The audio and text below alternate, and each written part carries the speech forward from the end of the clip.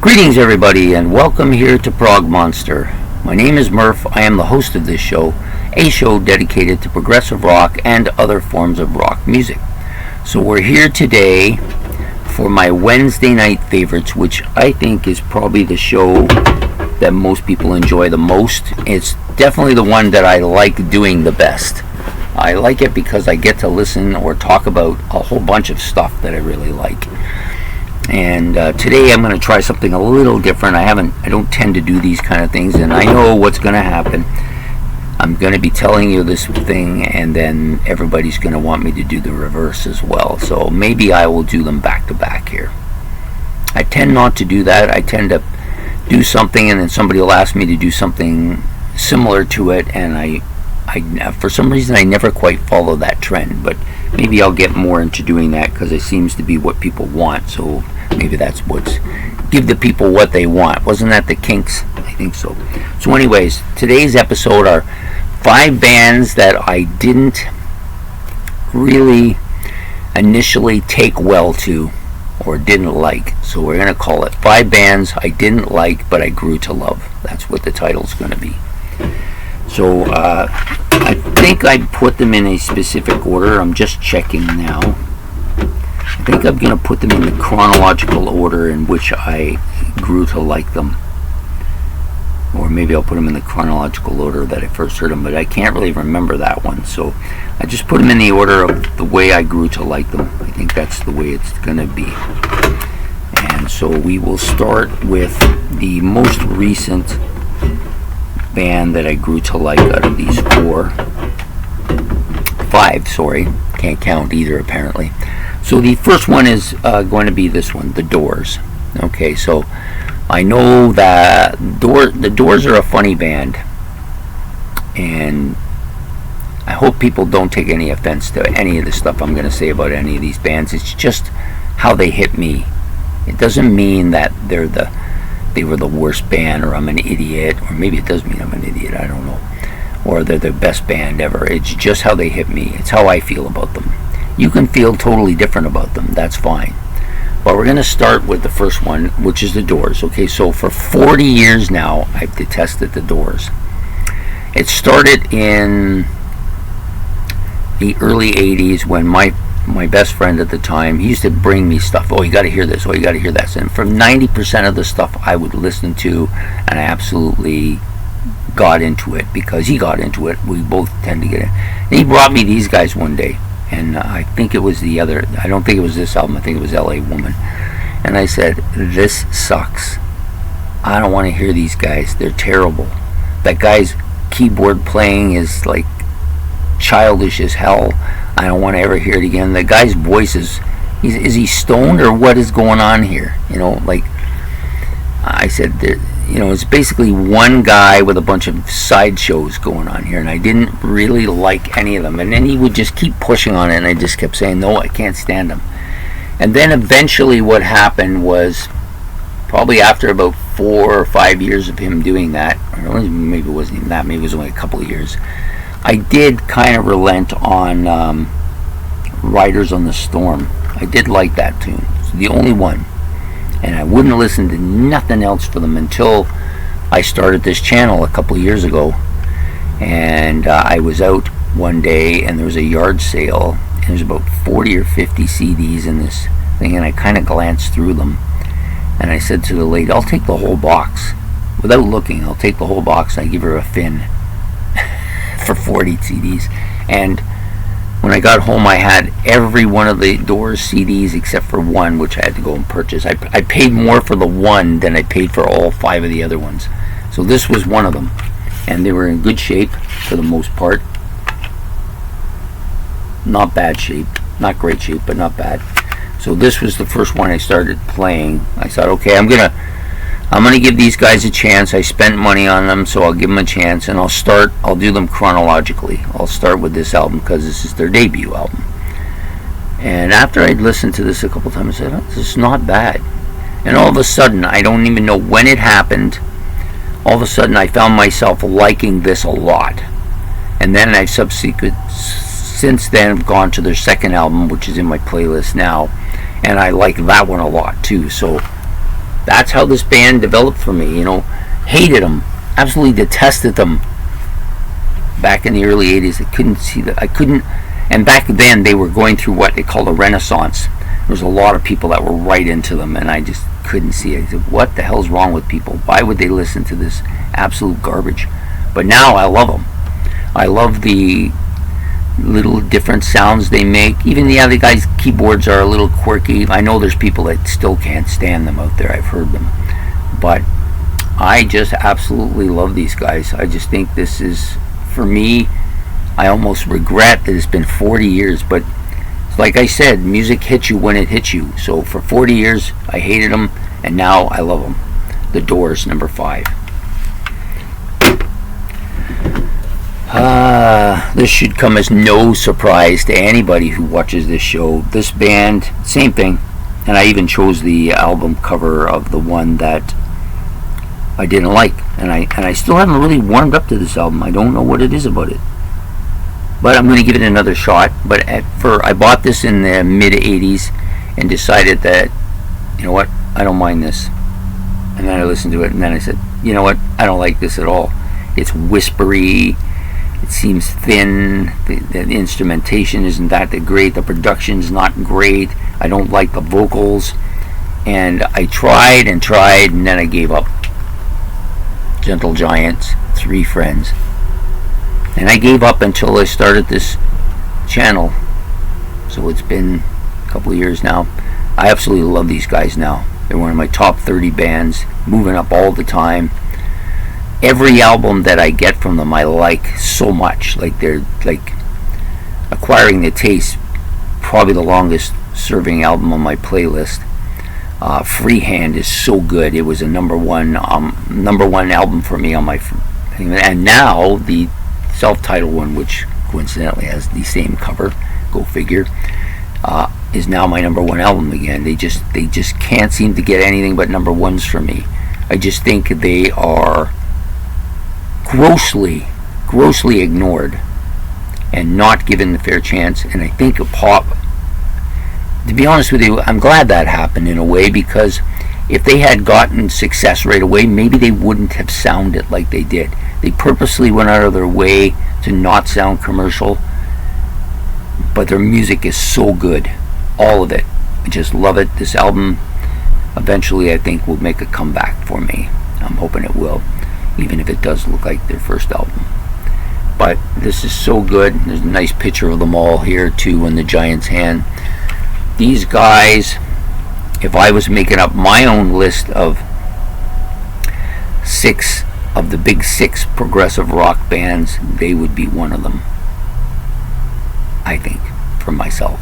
They should be one anyways. I think they're highly influential now. A lot of people have discovered them like 30, 40 years after the fact. And I capitulate to being one of them. So there they are. This was a band I didn't like, and now I absolutely adore them. Gentle Giant. Number 3, I would have to say I didn't like them, but not because of them, but because of April Wine. April Wine played one of their tracks, and I didn't really like it. I said, why would you play such a strange track from such a strange band? This band has got to be one of the most way out there in left field bands ever. Really difficult to listen to for me early on. I just found their music bizarre. I'm not even sure if I counted it as music. I was the same way with the band that's going to come up to. Same reason. I didn't think it was even music. I certainly didn't think it was rock music. And progressive rock wasn't in my mind at the time. But I didn't like them. And I eventually said, you know what, if you're going to run a progressive rock channel called Prog Monster, you gotta at least give this group a chance, because this may be the first progressive rock band, or the first progressive rock album ever. Fantastic album now. I love it. Every song on here I love. Probably Epitaph and I Talk to the Wind are probably my 2 favorites on this, but I just love this album. And I love this band, and I didn't even want to give them the time of day. It took 40 years, almost 40 years, till this channel for me to get into these guys. So there is hope for brain damaged people to finally come to their rationale and realize what's going wrong with them. So there you go, King Crimson.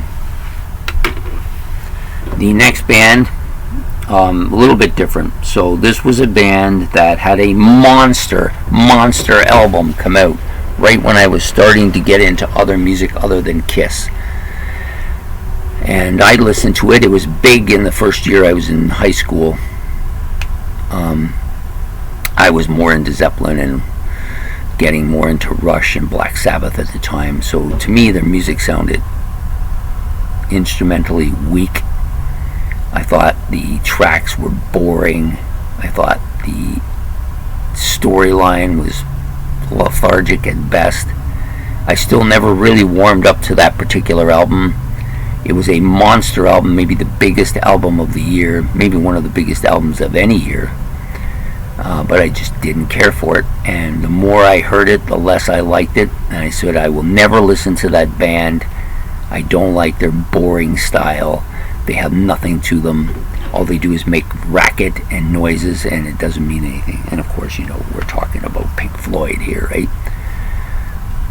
Coincidentally, this album is my favorite of theirs, but was one of the two albums that brought them 180 degrees for me, because I did not like The Wall. I'm still not a big fan of The Wall. I warmed up to it a bit, but I'm not a big fan of it.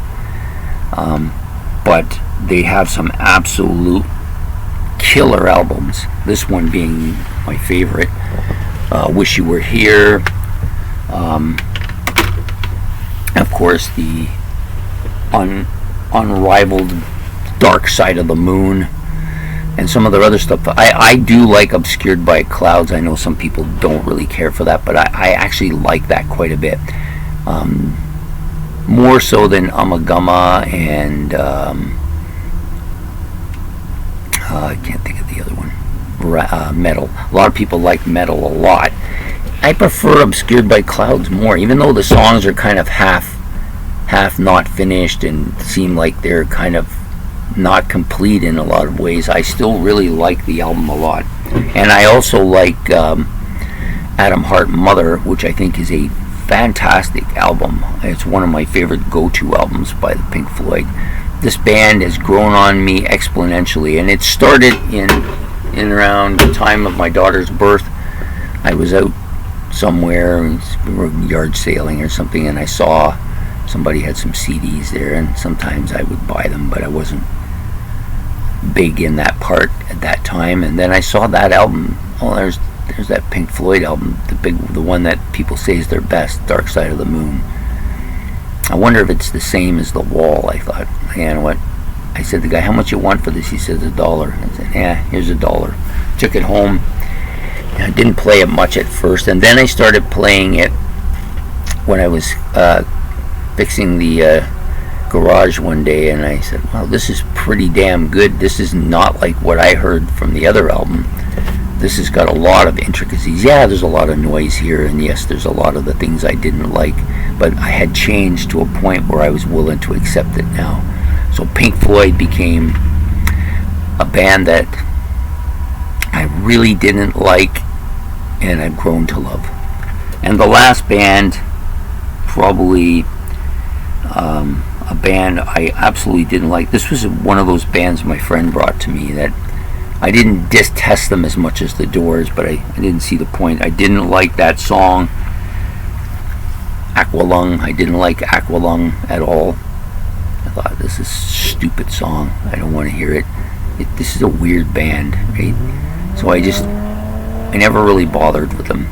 I can't really say I ever detested them or hated them. I thought it was rubbish, to be honest with you, and I didn't bother with them until around the time when my daughter was born. I was working a couple jobs, so I had a lot of time in vehicle, and I got to listen to a lot of stuff. And one of the albums I had was a remastered edition of Jethro Tull, and I started to really like this. So then it made me want to buy other albums, and this was one of the first ones I bought.